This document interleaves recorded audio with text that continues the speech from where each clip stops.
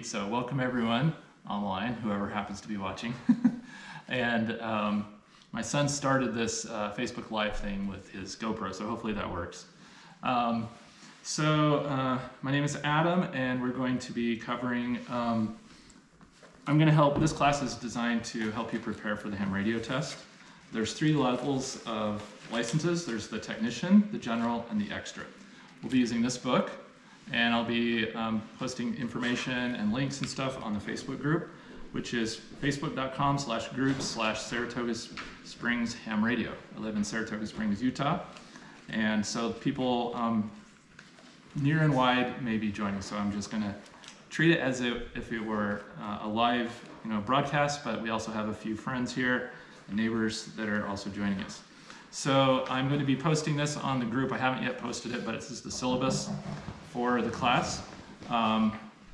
So the first, I'm going to try to do 7 weeks. It might go 8 weeks or 9. And what we might do is take 1 week off between now and then, like maybe President's Day or something like that, depending on what everyone's schedule is. So we'll take one of those Tuesdays off, and then we'll resume back. That way it's not a whole bunch at once, and give you some time to kind of study and absorb some of it and then come back again.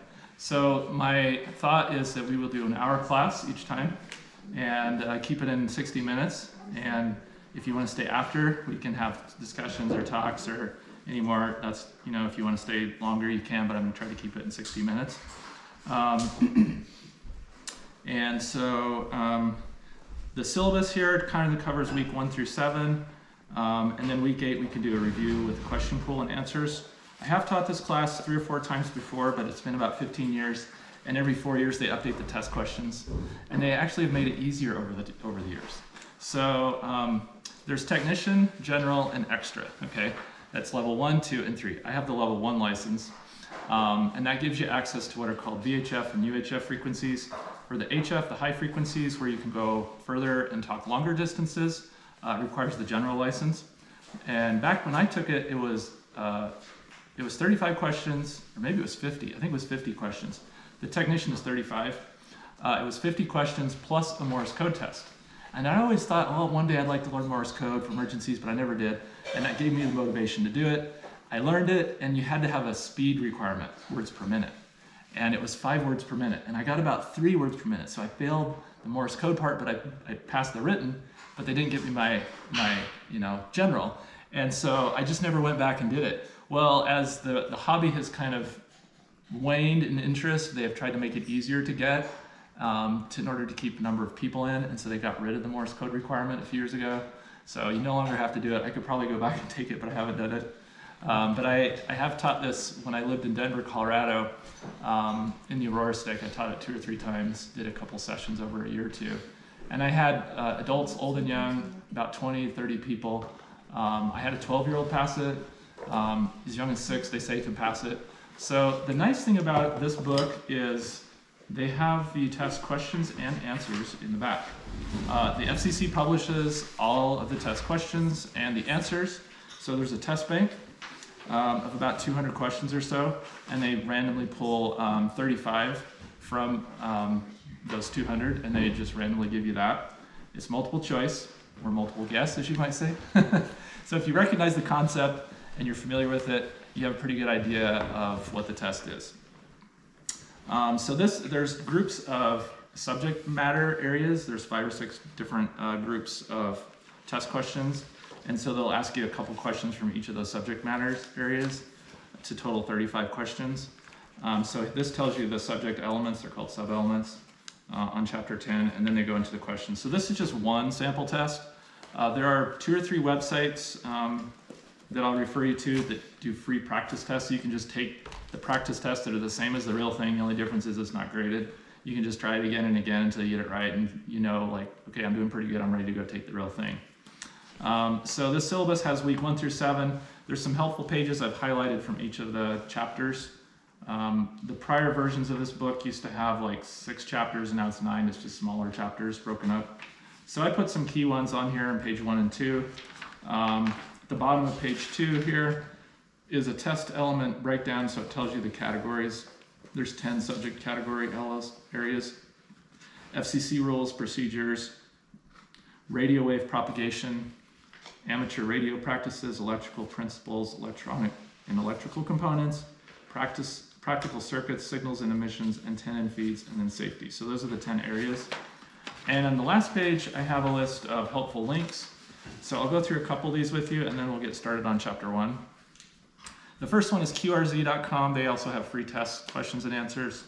ARRL is the Amateur Radio Relay League. They're kind of like the, if you were a pilot, it would be AOPA, American Association of Pilots Association. So they're kind of like the union type of thing, or the main organization that supports and advocates for amateur radio.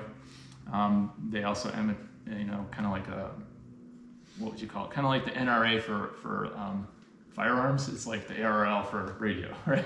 So they lobby Congress for changes in laws and try to make things favorable for ham radio operators.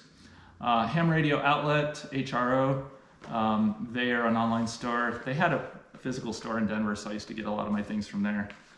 They have a great online catalog. I have a couple of their catalogs here where you can get all kinds of equipment, kind of see what type of things they offer. QSL.net, you can get a free email address with your call sign. I've got a link to the manual, the class book that we're going to be using. Also, there's Utah ARES, the Amateur Radio Emergency Service, so there's a link to their website. There's the Utah Valley Amateur Radio Club, Utah VHF Society, which coordinates all the frequencies that amateurs can use. And then there's the link to the Facebook group. Back when I was doing Scouts, people who were interested in getting merit badges, they had a amateur radio merit badge, and this would qualify for some of that. So that's a little bit of the syllabus. To tell you about myself,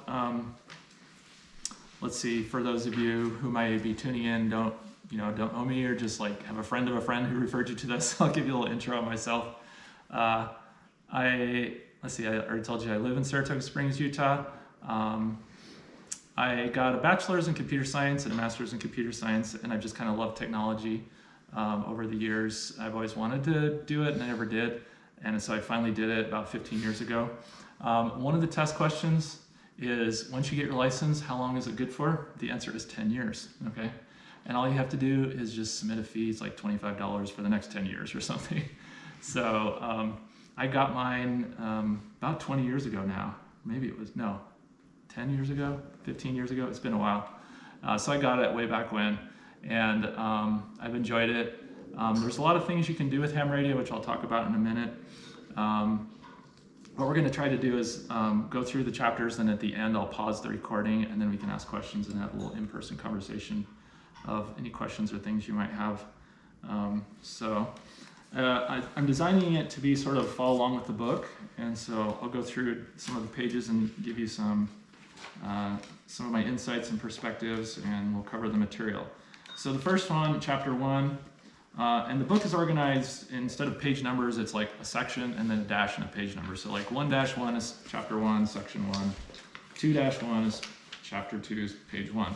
So we're going to start with chapter 1, which is sort of welcome to amateur radio.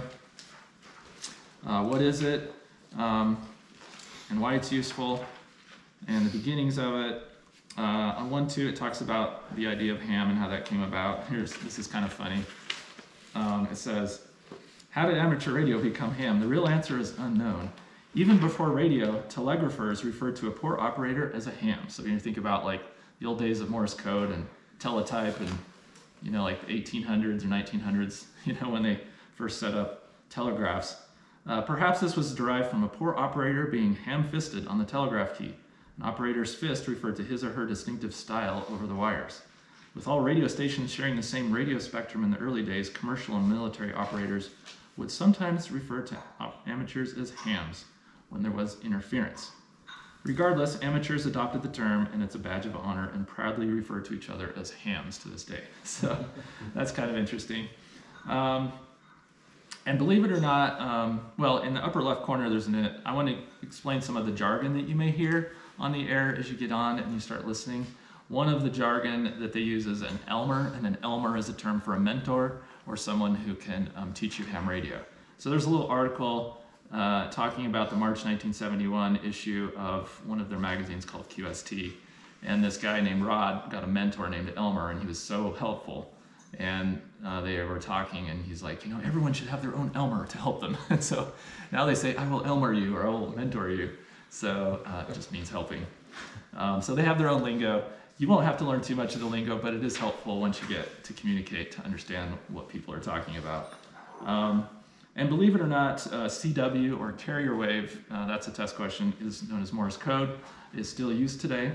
And at first when I heard it, I was like, really? That's so old. Why would they still use it?